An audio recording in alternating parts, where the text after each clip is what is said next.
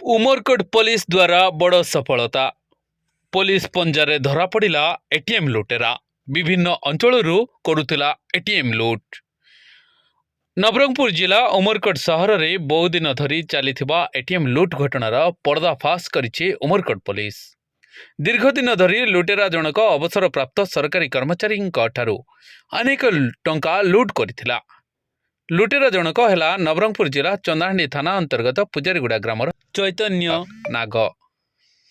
चैतन्य ATM counter भितर पशि साधारणतः वयस्क व्यक्ति जो माने एटीएम ठीक रे परिचालना करि पारंती नाही सेमानंको सहाय्य करिबा बहाना रे प्रथमे सेमानंको पिन नंबर को टिपि नउथला। परे कौशल क्रम रे विभिन्न एक एटीएम कार्ड दे उक्त व्यक्ति एटीएम नहीं जाउथला। परे विभिन्न एटीएम काउंटर रू टंका उठे नहीं जाउथिला चैतन्य नाग। एने लुट्र शिकार होइथिबा जने अवसर प्राप्त शिक्षक शेख हसन उमरकोट थाना रे एक एतला देथिले।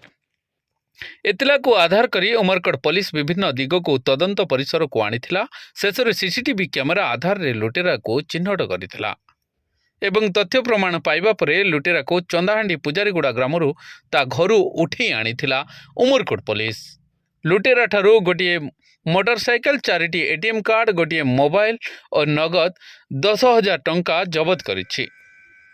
एई लुट घटना रे आउ केही संपृक्त अछंती कि नाही ताहा अधिक तदंत परे जणा पड़िबो बोली एक प्रेस मीट देई प्रकाश करिसंते उमरकोट एसडीपीओ शुभेन्दु कुमार सबर। 11/2022 शेख हसन बोली जने रिटायर्ड टीचर उमरकोट थाना रिपोर्ट करथिले कि ताकर एटीएम फ्रॉड है और 50,000 टंका अकाउंट चली से कंप्लेंट को बेस करके एमिति बहु अंचलरू टंका लुट करने सहित एटीएम लुट एवं विभिन्न डकैती मामला उमरकोटरू कृष्णा साहू रिपोर्ट कृष्णा क्रिएशन। आपण मानक निश्चय ए भिडियोटी भल लगी एवं ए न्यूज माध्यम आपण मैंने किछिटा सचेतन हो पारिथिबे बोली मोर आशा। नमस्कार। आपण मानक जदि भल लगी ताहले आपण माने लाइक करिवे शेयर करिवे एवं कमेंट माध्यम रे मतामत देबे बोली मोर आशा। पुनि थर नमस्कार।